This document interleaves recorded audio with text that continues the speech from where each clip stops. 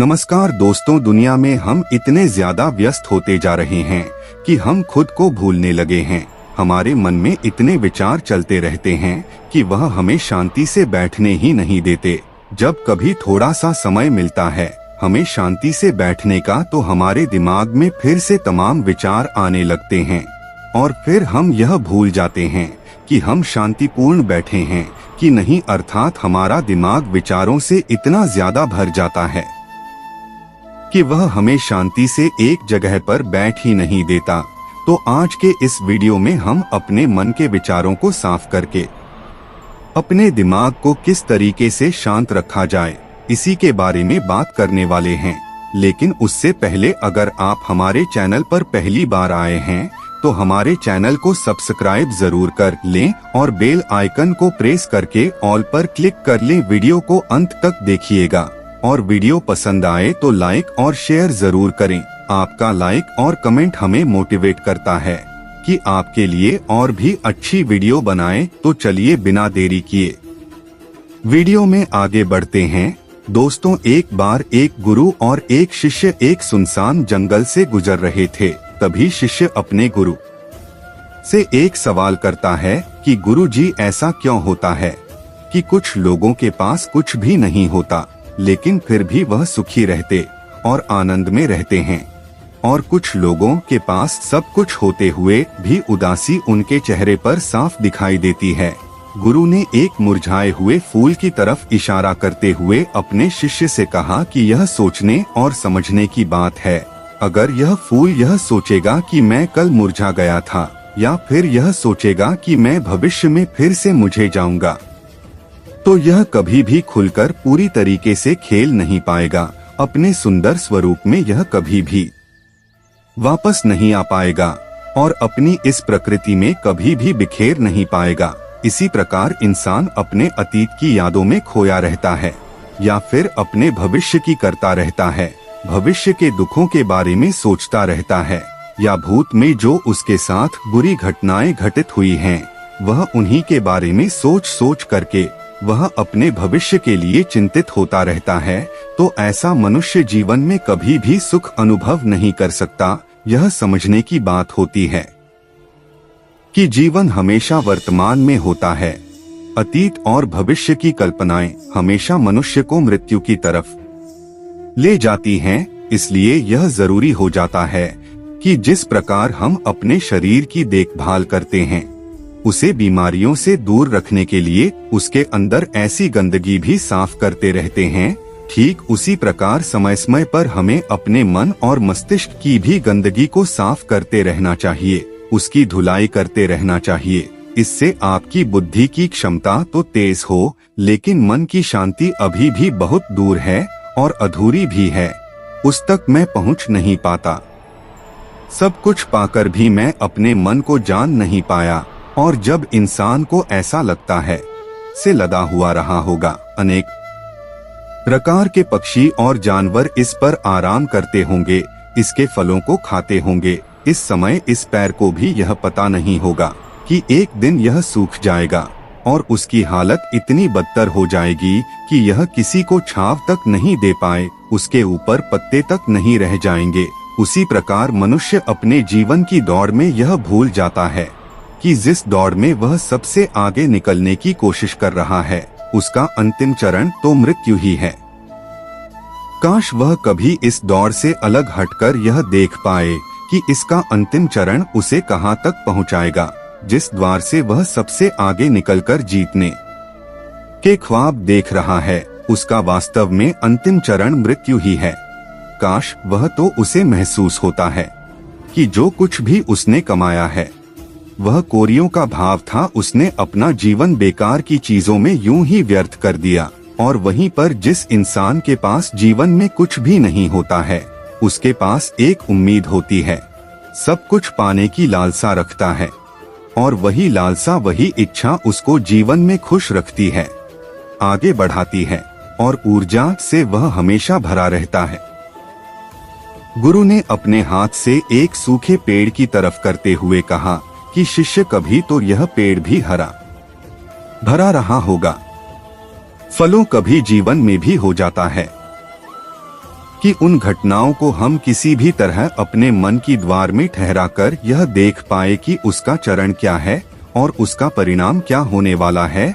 वह तो बहुत कुछ इकट्ठा करने में लगा हुआ है, एक दिन वह सब यहीं का यहीं रह जाएगा। इकट्ठा करते करते एक दिन उसका शरीर मृत्यु को प्राप्त हो जाएगा और फिर उसका शरीर आग में लगकर राख हो जाएगा, लेकिन उसके द्वारा बनाई हुई चीज सब यहीं की यहीं पर ही रह जाएगी। लेकिन इंसान चीजों को इकट्ठा करते करते अपनी जिंदगी को जीना भूल जाता है। वह कभी ठीक से खुलकर भी नहीं पाता, बस इकट्ठा कर में लगा रहता है और इकट्ठा करते करते वह अपने सब सुख चयन खुशी सब कुछ खो देता है। ऐसा भी हो सकता है कि वह ऐसे कार्यों की तरफ आगे बढ़ सकता है जो उसके जीवन में आनंद पैदा करता हो, जो उसके जीवन को एक नई दिशा दे। गुरु ने कहा कि एक योगी ही होता है जो जीवन की दौड़ में ठहर जाता है, जो यह समझ लेता है कि जीवन का अंतिम चरण तो मृत्यु ही है। इसीलिए वह जीवन में सुख सुविधाएं हासिल करने की बजाय खुद के मन और मस्तिष्क को एक नए आनंद की तरफ ले जाने का प्रयास शुरू कर देता है। शिष्य ने सवाल किया कि गुरुदेव, क्या एक गृहस्थ जीवन में जीने वाला मनुष्य उस आनंद की प्राप्ति नहीं कर सकता, और अगर कर सकता है तो किस प्रकार शुरुआत उसे करनी चाहिए? गुरु ने कहा कि बिल्कुल कर सकता है। गुरु ने उत्तेजित होकर उत्तर दिया कि अगर सभी मनुष्य उस आनंद की प्राप्ति के लिए योगी बनने का निश्चय कर ले तो इससे तो प्रकृति का चलन ही रुक जाएगा, उसकी जो व्यवस्था है वह बिगड़ने लगेगी। एक सच्चा योगी अपने जीवन में खोज करता है और खोज करने के बाद वह गृहस्थ जीवन में किस प्रकार आनंद को प्राप्त किया जा सकता है वह तरीके सभी को बताता है, ताकि मनुष्य अपने गृहस्थ जीवन का पालन करते हुए उस आनंद की प्राप्ति भी कर सके। गुरु ने उस युवक को संबोधित करते हुए उत्तर दिया कि मैंने अपने जीवन में जो खोज की है उसके अनुसार मनुष्य को समय समय पर अपने मन और मस्तिष्क की सफाई करते रहना चाहिए। मनुष्य अपने शरीर पर तो ध्यान दे देता है, लेकिन अपने मन और मस्तिष्क को वह भूल जाता है, उस पर कभी ध्यान ही नहीं देता, और उसी वजह से मन और मस्तिष्क उसके बूढ़े होते चले जाते हैं, उसमें जवानी रह ही नहीं जाती, और जब उनमें जवानी नहीं रह जाती तो वह नयापन और ताजगी नहीं रह जाती, जिसकी वजह से एक इंसान उदासी से भर जाता है। मान और मस्तिष्क की गंदगी क्या होती है, पहले मैं तुम्हें यह बताता हूँ। हर मनुष्य के जीवन में कुछ ऐसी घटनाएं घटती हैं जिनका उसके मन और मस्तिष्क पर बहुत ही गहरा असर डालती है। वह जीवन पर्यंत उन घटनाओं को भुला भी नहीं पाता, और वही घटनाएं उसके मन में पूरी तरह से पक्की बैठ जाती हैं, जो उसके मन में गांठ बना लेती है, और भविष्य में जब भी वह कोई काम करता है तो यह घटनाएं उसको प्रभावित करती हैं, उसके विचारों को, उसके निर्णय को पूरी तरह से घटनाएं बदल कर रख देती हैं। ऐसे मनुष्य की दृष्टि भी भ्रमित हो जाती है, वह सत्य स्वरूप को देख ही नहीं पाता, वह उन चीजों को उन घटनाओं से जोड़कर भ्रमित तरीके से देखता रहता है। उदाहरण के लिए, अगर किसी बुरी आंखें वाले आदमी ने आपको धोखा दे दिया है तो आप जीवन पर्यंत बुरी आंखें वाले आदमी को हमेशा धोखेबाज ही समझते रहेंगे, उस पर कभी पूर्ण रूप से आप विश्वास ही नहीं कर पाएंगे। लेकिन समझने की बात यह होती है कि जिस इंसान ने आपको धोखा दिया है वह धोखा आपको बुरी आंखों से नहीं मिला, वह इंसान के स्वभाव से मिला है, लेकिन उस इंसान के स्वभाव से हमारे दिमाग में उसका एक चित्र छप गया, उसकी एक छवि बन गई, और वह छवि दूसरे आदमी से जब हम संपर्क करते हैं तो बीच में एक दीवार की तरह खड़ी हो जाती है, और इसी वजह से दो लोगों के बीच गहरे संबंध स्थापित नहीं हो पाते। तो मनुष्य के लिए सबसे जरूरी यही होता है कि वह अपने आप को अतीत की घटनाओं से मुक्त रखे, उन घटनाओं से प्रभावित होकर वह दिमाग में किसी तरह की छवि ना बनाए। कुछ लोग इस बात पर यह सवाल खड़ा कर सकते हैं कि फिर जीवन के अनुभव किस काम में आएंगे, लेकिन समझने की बात तो यह होती है कि हम जीवन के अनुभवों को भी भ्रमित तरीके से जान लेते हैं, सही तरीके से उनसे सीख ही नहीं पाते। शिष्य अपने गुरु की बातों में इतना खो गया कि उसे चलते चलते जंगल के रास्ते में पड़े हुए कांटे दिखा नहीं दिए और अचानक उसके पैर में कांटा छुप गया। गुरु ने उसका कांटा बाहर निकालते हुए उससे पूछा, यह कांटा तुम्हारे पैर में क्यों लगा? इसके पीछे तुम किसे जिम्मेदार मानते हो? गुरु ने कहा कि तुम मुझे भी जिम्मेदार मान सकते हो, क्योंकि मैं तुम्हें यह बातें सुना रहा था, या तुम खुद को भी जिम्मेदार मान सकते हो कि तुम मेरी बातों में इतना खो गए कि तुम्हारा रास्ते पर से ध्यान ही नहीं रहा, या तुम इन पैरों को भी जिम्मेदार मान सकते हो जिन्होंने यह कांटे इस रास्ते पर बिछा दिए। तभी शिष्य ने उत्तर दिया कि गुरुदेव, इसमें मैं खुद को ही जिम्मेदार मानता हूँ, क्योंकि आप तो अपना काम कर रहे थे और इस पैर ने भी अपना काम किया, पर मैं अपना काम होश पूर्वक नहीं कर पाया। अगर मैं चलते समय ध्यान लगाए रहता, अगर मैं आपकी बातों में पूरी तरह से नहीं हो जाता, तो मुझे यह कांटा कभी नहीं लगता। इसमें पूरी तरह से ही मेरी गलती है। गुरु ने शाबाशी से अपने शिष्य के पीठ को थपथपाया और आगे कहा कि जो घटनाएं हमारे मन को प्रभावित करती है, जरूर उसे बाहर निकाल दें, और उसके लिए सबसे सरल तरीका है कि अपनी भावनाओं को व्यक्त करना सीखो। उसे अपने दिल में, अपने मस्तिष्क में बैठाकर मत रखो। जब तुम किसी दूसरे मनुष्य के सामने अपनी भावनाओं को व्यक्त कर देते हो तो तुम्हारे मन का बोझ हल्का हो जाता है। कुछ लोगों का स्वभाव ऐसा होता है कि वह अपने मन की बात किसी को बताते, ऐसे लोग अक्सर अंदर ही अंदर दुखी होते रहते हैं, लेकिन वह अपने मन की बात किसी दूसरे आदमी को कभी नहीं बताते। उसके कुछ उल्टे ऐसे लोग भी होते हैं जो अपने मन में किसी भी बात को रख नहीं पाते। उनके साथ कुछ भी अच्छा या बुरा होता है, वह अपने मन की बात, अपने भावनाओं की बात दूसरों के सामने व्यक्त कर देते हैं। और तुमने खुद महसूस किया होगा कि जो लोग अपने मन की भावनाओं को व्यक्त कर देते हैं, वह जीवन में ज्यादा आनंदित रहते हैं। कभी भी प्राकृतिक रूप से आए हुए भावनाओं को नहीं रोकना चाहिए, या हमें किसी भी भावनाओं को दबाना नहीं चाहिए। अगर हम किसी भी भावना को रोकने की कोशिश करते हैं तो वे हमें अंदर ही अंदर खाने लग जाती हैं। गुरु ने आगे कहा कि शिष्य, अगर तुम्हारा मन किसी बुरी घटना पर रोने को हो रहा है तो चीख चीख कर रो लो, अपने आप को रोको मत, उस भावना को पूरी तरह से बाहर आने दो। अगर किसी दूसरी घटना पर तुम्हारा मन खुश होने का, आनंदित होने का हो रहा है तो पूरी तरह से नाचो गाओ, जिससे कि तुम उस भावना को बाहर निकल सको। और जब वे भावनाएं अपनी पूरी गति के साथ बाहर आ जाती हैं तो तुम्हारा मन उन घटनाओं को पीछे छोड़ देता है, अर्थात तुम्हारा मन धीरे धीरे हल्का होने लगता है। गुरु ने शिष्य को समझाते हुए बताया कि जिस प्रकार तेज रफ्तार से चल हुआ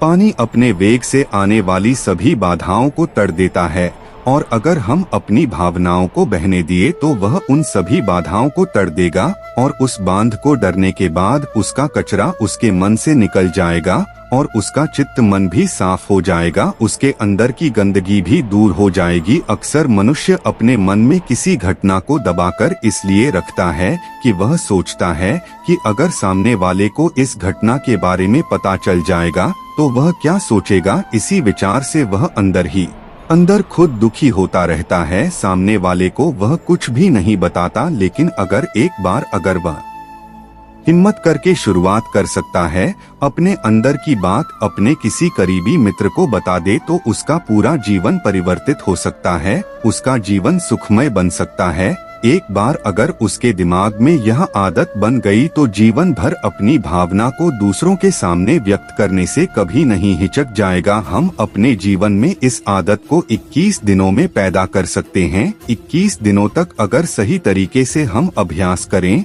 तो हमारा दिमाग पूरी तरह से भावनाओं से मुक्त हो सकता है। यह 21 दिनों का अभ्यास इस प्रकार है। 21 दिनों तक सबसे पहली बात जो आपको याद रखनी है कि अपने मन में किसी भी बात को दबाकर नहीं रखना है। अगर हम किसी मनुष्य के बारे में अच्छा सोचते हैं तो हम उसे करें, अगर बुरा भी सोचते हैं तो भी उसे व्यक्त करें। परिणाम भूल जाएं कि परिणाम क्या होंगे, सिर्फ अपने दिमाग की धुलाई करने पर विश्वास रखें। इससे आपके दिमाग में एक अद्भुत साहस पैदा होगा। गुरु ने आगे कहा कि शिष्य, जब आप किसी मनुष्य के बारे में वह सब बता पाएंगे जो आप उसके बारे में सोचते हैं, तो आप खुद सोचिए कि आपका खुद के ऊपर कितना विश्वास बरत जाएगा। आपके मन के सारे दोष खत्म हो जाएंगे। हो सकता है कि इसमें आपको चुनौतियों का सामना भी करना पड़े, लेकिन जहां चुनौतियां नहीं होती हैं, वहीं कुछ अभ्यास भी नहीं होता है। अभ्यास हमेशा चुनौतियों से भरा होना चाहिए। इससे आप सत्य वचन बोलने का अभ्यास भी कर पाएंगे। अक्सर हम दूसरों को प्रभावित करने के लिए वह सब बोलते रहते हैं जो उन्हें अच्छा लगता हो, लेकिन वह नहीं बोलते जो हम उनके बारे में सचमुच सोचते हैं। और यही हमारी सबसे बड़ी भूल हो जाती है, जिससे हमारा पूरा अस्तित्व झूठा बनकर रह जाता है। और अपनी भावनाओं को व्यक्त करते समय यह भी जरूर ध्यान रखें कि आपके अंदर जो भावनाएं उस इंसान के प्रति उठ रही हैं, उसके पीछे का मूलभूत कार्य क्या है। उदाहरण के लिए, जब एक नौकर अपने मालिक के लिए कोई काम करता है और वह काम अच्छे से नहीं कर पाता है, तो मालिक उसे डांट फटकार देता है, जिससे उसके अंदर उसके प्रति क्रोध की भावनाएं उठने लगती हैं। लेकिन समझने की बात यह होती है कि मालिक तो आपको कहीं वह तो डांटे ही अगर आप अच्छे से काम नहीं करेंगे। अगर आप काम अच्छे से कर रहे हैं और फिर भी आपका मालिक आपके साथ उचित व्यवहार नहीं कर रहा है, तो आप खुलकर अपने मालिक को भावनाएं व्यक्त कर सकते हैं, बिना यह सोचे कि इसका परिणाम क्या होगा। अगर आप इस भावना को उठाएंगे नहीं, तो आप अपनी नजरों में खुद ही नीचे गिरने लग जाएंगे। आपका आत्मविश्वास बिल्कुल खत्म हो जाएगा। दूसरा अभ्यास जो 21 दिनों तक करना है, वह यह है कि जो भी घटनाएं तुम्हारे साथ घटित होती हैं, कम से कम आपके जीवन में एक ऐसा इंसान होना चाहिए जिसके सामने तुम अपने दिल की बात रख सकते हो और उनके सामने अपनी सारी भावनाएं व्यक्त करने की कोशिश करो। दिन में जो कुछ भी घटित होता है, अच्छा लगता है या बुरा होता है, किसी के प्रति आकर्षण होता है, उसको एक चाहे अच्छी बात हो चाहे बुरी बात हो, वह सब बातें तुम बिना कुछ सोचे विचारे, बिना कुछ डर से कि वह इंसान तुम्हारे बारे में क्या सोचेगा, तुम उस इंसान को अपनी सारी बातें बता सको और वह इंसान तुम्हारी सारी बातें सुनने के बाद तुम्हारे लिए कोई छवि पैदा ना करें। ऐसे इंसान अपने जीवन में खोजो, दोस्त की तरह बताने का प्रयास करें। इससे यह पता चल जाएगा कि तुम्हारा मन घटनाओं के प्रति किस प्रकार की भावनाएं पैदा करता है। तुम अपने मन की सारी बातें कह दो ताकि तुम्हारे अंदर की भावनाएं, तुम्हारे अंदर में जो विचार उत्पन्न हो रहे हैं, वह पूरी तरह खाली हो जाए। तीसरा अभ्यास जो तुम्हारे मन को खाली रखेगा, वह है योग्य निद्रा का अभ्यास। देखते ही देखते यह चर्चा खत्म करते हुए गुरु और शिष्य उस जंगल को पार करके अपने आश्रम में पहुंच चुके थे। आज के लिए इतना ही। आपको यह वीडियो पसंद आया होगा तो हमारे वीडियो को एक लाइक और चैनल को सब्सक्राइब करके ऑल नोटिफिकेशन दबा ले। मिलते हैं अगली वीडियो में। आपका दिन शुभ हो। धन्यवाद।